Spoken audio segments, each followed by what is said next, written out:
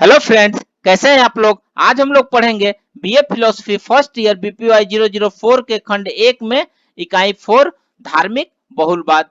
तो आज हम धार्मिक बहुलवाद में आज आपके लिए लाए हैं धार्मिक बहुलता पर विभिन्न प्रतिक्रियाएं।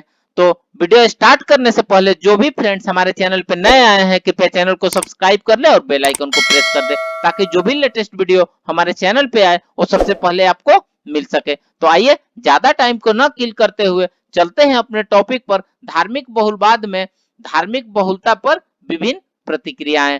तो आइए वीडियो को स्टार्ट करते हैं। धार्मिक बहुलता के अनुभव ने विश्व भर में अनेक प्रतिक्रियाएं उत्पन्न की है। एलन रेस ने धार्मिक बहुलता पर ईसाई धर्म की प्रतिक्रिया का मूल्यांकन करके अपनी पुस्तक Christianity and religious pluralism patterns in Christian theology में इन सभी प्रतिक्रियाओं को 3 भागों में विभाजित किया है। पहला हो जाएगा विशिष्टता, समावेशिता और बहुलवाद। लेकिन विभिन्न प्रतिक्रियाओं के इस वर्गीकरण की अनेक सीमाएं हैं। ये विभिन्न प्रतिक्रियाएं एक समय में एक समुदाय के विभिन्न सदस्यों के बीच पाई जा सकती है। इस तथ्य को ध्यान में रखते हुए हम धार्मिक बहुलता के विभिन्न दृष्टिकोण को अग्रलिखित 4 समूहों में समाहित करके प्रस्तुत करने का प्रयास कर रहे हैं। ये 4 समूह है नास्तिकवादी या प्रकृतिवादी दृष्टिकोण, दूसरा विशिष्टतावादी दृष्टिकोण, तीसरा समाविशिष्टतावादी दृष्टिकोण और चौथा बहुलतावादी दृष्टिकोण। आइए सबसे पहले देखते हैं नास्तिकवादी या प्रकृतिवादी दृष्टिकोण। हंस कीग ने धर्म और धार्मिक विभिन्नता दोनों पर नास्तिकवादियों के दृष्टिकोण की स्थिति को कोई भी धर्म सत्य नहीं है अथवा सभी धर्म समान रूप से असत्य है के रूप में माना है। क्वीन न्यूनकारी प्रकृतिवाद के द्वारा सभी धर्मों को महज मानव संक्षेपण क्रिया विधि के उत्पाद के रूप में समझाते हुए प्रतीत होते हैं। इस प्रकार वह सफलतापूर्वक सभी धर्म विविधता को एक गैर धार्मिक कारकों को न्यूनीकृत कर देते हैं। हम अनेक पश्चिमी दार्शनिक जैसे फेयरबेस, दुर्खिम, फ्रायड और उनके उत्तराधिकारियों में धार्मिक परिघटनाओं की प्रकृतिवादी व्याख्या को देख सकते हैं। यह प्रकृतिवादी या नास्तिकवादी दृष्टिकोण धर्म के प्रति उनके स्पष्ट भेदभाव को अभिव्यक्त करता है। आइए नेक्स्ट देखते हैं विशिष्टतावादी दृष्टिकोण। अंग्रेजी शब्द विशिष्टतावादी को का अर्थ है बंद कर देना। अतः विशिष्टतावादियों के अनुसार केवल उन्हीं का धर्म सही है जो वास्तविक धर्म है। सैद्धांतिक विशिष्टतावादी एवं मुक्तिवादी विशिष्टतावादी इस वर्ग के अंतर्गत आते हैं। सैद्धांतिक विशिष्टतावादी वह है जो दूसरे धर्मों की सत्यता को नकारते हुए अपने धर्म को एकमात्र सत्य मानते हैं। मुक्तिवादी विशिष्टतावादियों का मत है कि केवल एक उन्हीं का धर्म मोक्ष या मुक्ति का प्रभावी रास्ता प्रस्तुत करता है। जॉन हिक ऐसी विशिष्टतावादी स्थिति को अनुचित और आपत्तिजनक मानते हैं और उनका मत यह है कि संकीर्ण अभाव से उपजता है। आइए नेक्स्ट देखते हैं समा विशिष्टतावादी दृष्टिकोण।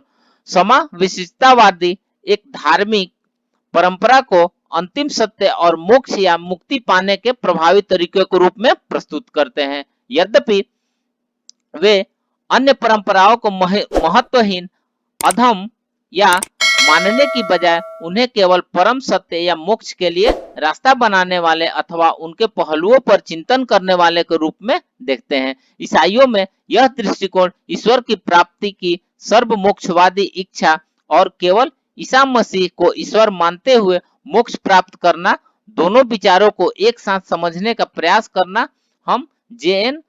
फकूहर, कार्ल रेनर, गेविन कोस्टा और अन्य से में इस स्थिति को देख सकते हैं। आइए नेक्स्ट देखते हैं बहुलवादी दृष्टिकोण। बहुलवादी दृष्टिकोण में यह माना जाता है कि सभी धर्म ईश्वर, परम सत्य, पवित्र रास्ता या मोक्ष की प्राप्ति के समान रूप से वैध है।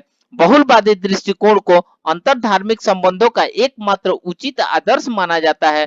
John Hick, Mark Heim, Wilfred Cantwell, Smith, Paul Knitter, Stanley, J Samartha, Leonard Swidler, Raimon Panikkar धार्मिक बहुलवाद के प्रमुख प्रतिनिधि है। यद्यपि इन सभी ने अपने मतभेद, लेकिन फिर भी ये सभी इससे सहमत है कि विभिन्न धर्म ईश्वर या वास्तविक सत्य अथवा चरम मुक्ति या जीवन के अर्थ को जानने या समझने के सांस्कृतिक, ऐतिहासिक और भाषाई रूप से अनुकूलित तरीके हैं।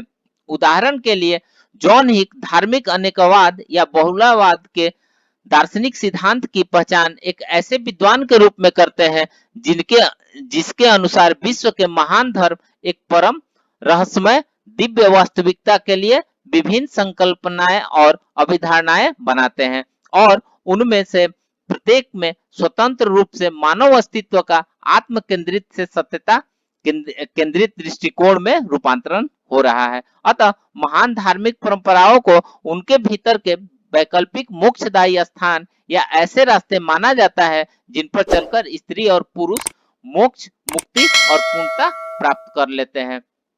मार्क हीम का धार्मिक बहुलवाद के प्रति विभिन्न दृष्टिकोण है। मार्क हीम अपने धार्मिक बहुलवाद को उसके तार्किक निष्कर्ष तक ले जाते हैं। उन्होंने कहा कि सभी धर्मों का एक धर्म वास्तविक विकल्प प्रस्तुत करते हैं जिनमें से प्रत्येक को अपनी निजी विशिष्ट धार्मिक पूर्णता है। ही यह कहते प्रतीत होते हैं कि सभी धर्म अंततः एक ही परम की ओर ले जाते हैं, जबकि मार्क हीम यह प्रस्तुत करते हुए प्रतीत होते हैं कि सभी धर्म अनेक साध्यों की ओर ले जाते हैं। अतः हीम ने हिक के एकतावादी बहुलवाद को अस्वीकार किया है।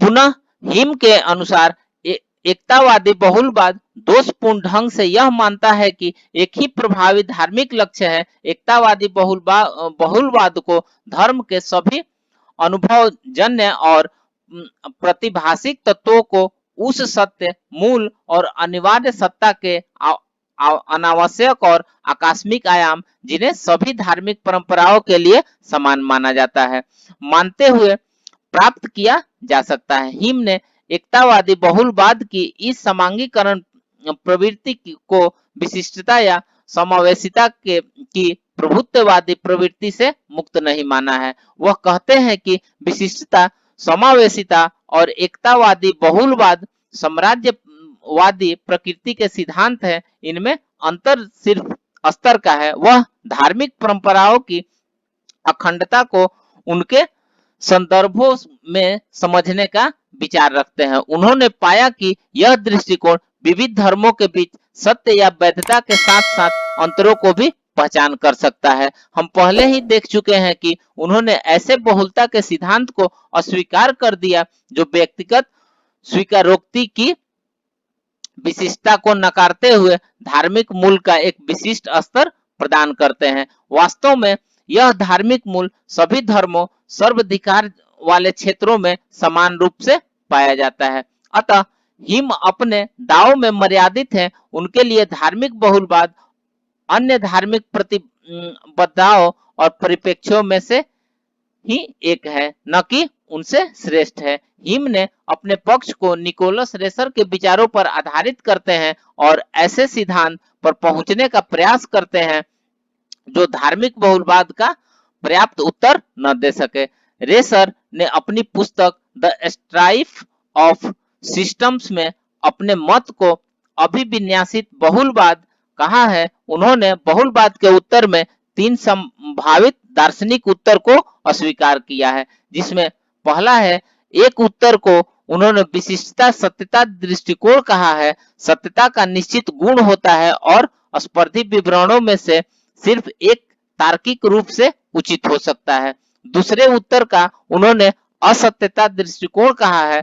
कोई परम सत्य नहीं है या कम से कम ऐसा कोई सत्य नहीं है जिसे ज्ञात किया जा सकता है। इसलिए दार्शनिक सत्य की समस्या छद्म समस्याएं हैं जिन पर पुनर्विचार किया जाना चाहिए। उत्तर या तर्क नहीं देना चाहिए। दार्शनिक का काम इस मृग तृष्णा में फंसे लोगों को उनके अपने इस बंधन से मुक्त करना है। और तीसरा हो जाएगा, उत्तर बहुफलकीय सत्यता दृष्टिकोण है। प्रत्येक स्पर्धी मत सत्य को बताता है लेकिन कोई भी पूर्ण सत्य को नहीं बताता है। वह इस दृष्टिकोण को स्पष्ट करने के लिए गुडमैन का उदाहरण देते हैं कि दुनिया के किसी तरीके की नहीं है, दुनिया किसी एक तरीके की नहीं है बल्कि दुनिया अनेक तरीके के है। प्रत्येक मत की अपर्याप्त हमारे लिए यह सोचना संभव बनाती है कि सभी के संचयन से एक सर्व समावेशी दृष्टिकोण पर पहुंचना संभव है, उन तीनों परिस्थितियों को अस्वीकार करते हुए जिन पर हमने अभी चर्चा की है। रेसर अभी अभिनिन्यासित बहुलवाद को स्वीकार करते हैं। वह कहते हैं कि दिए गए परिप्रेक्ष्य में सिर्फ एक परिप्रेक्ष्य ही उपयुक्त है, लेकिन हमें यह भी पता होना चाहिए कि परिप्रेक्ष्यों में विविधता है। रेसर के मत के बारे में विशिष्ट बात यह है कि वह व्यवहारिक दार्शनिक विशिष्ट सत्यता मत की ओर झुकाव रखते हुए प्राकृतिक रूप से आगे बढ़ते हैं। तर्क और पड़ताल केवल किसी विशेष परिप्रेक्ष्य में ही की जा सकती है। किसी विशेष संदर्भ में से अंततः एक ही मत तार्किक रूप से सिद्ध किया जा सकता है। रेसर अन्यूनकारी बहुलवाद की पैरवी करते हैं और यह मानते हैं कि परिप्रेक्ष्यों को संयोजित नहीं किया जा सकता। हिम ने अभिविन्यासित बहुलवाद को बहुलवाद के एकमात्र प्रमाणिक उत्तर के रूप में माना है, क्योंकि वह हमारे लिए धार्मिक मतों को अनेक दूसरे मतों में से एक मानने और साथ ही अपने सार्वभौमिकता के दावे को बनाए रखना संभव बनाते हैं। इसका अर्थ यह है कि अभिविन्यासित बहुलवाद को अन्य सार्वभौमिकता के दावे, धार्मिक परंपरा की वैधता और सार्वभौमिक दावों को स्वीकार करता है और साथ ही अपनी निजी धार्मिक परंपरा की वैधता और सार्वजनिक दावों को भी प्राथमिक रूप से बनाए रखता है। अतः अन्य द्वारा उन मतों को मानना उचित ही है जो हमारे मतों से विरोधी है। यह एक प्रकार की बहुलवादी समावेशिता है। तो फ्रेंड्स, इस प्रकार से हमने धार्मिक बहुलवाद में धार्मिक बहुलता पर विभिन्न प्रतिक्रियाएं के बारे में पढ़ा। तो मिलते हैं एक नए वीडियो के साथ में, तब तक से हमारे चैनल पे बने रहिए। धन्यवाद।